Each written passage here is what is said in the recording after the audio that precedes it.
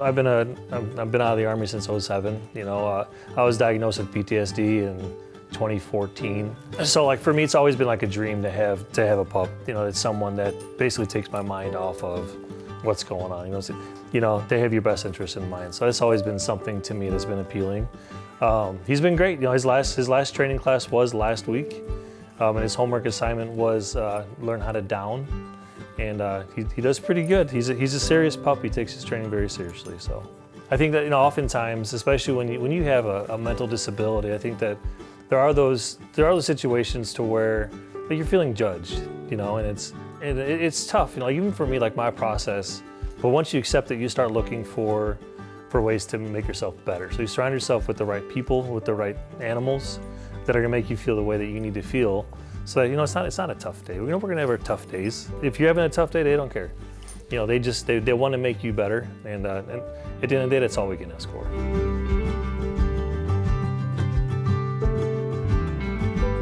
Dunes Dog Training Club began in 1954, and it was a group of people that had gotten together to train dogs in AKC dog obedience. Then we started the Pets and Vets program in 2012 when the government had taken away any of their funding for the veterans that had PTSD. We wanted to do something for our veterans because that was when the PTSD was really predominant.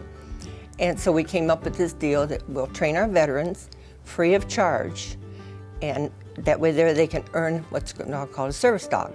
A service dog is a dog that is there for just the person that has a disability. They will help their person depending on what their disability is and are allowed access practically anywhere. We meet with the veterans every week, and they are working at their own level. Like I said, if they come in with a puppy, they're working in the Puppy Star program.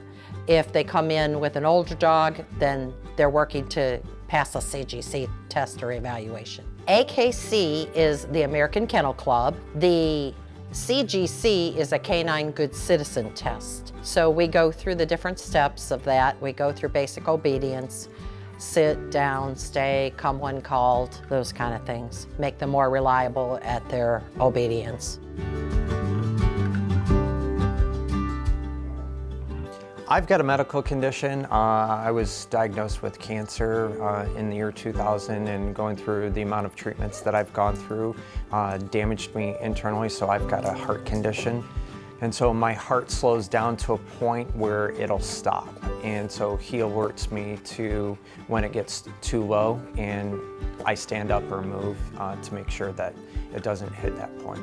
And it's real important for like at night, because the dog's nose catches it faster than like a EKG alarm or something like that. It took us 16 months to be able to get him public access and trusting alerts where I wasn't necessarily constantly looking at my watch or had a electronic device on me to monitor my heart rate. Without him, I would be tied to an electronic device. I would have glue on me. I'd have pads on me 24/7.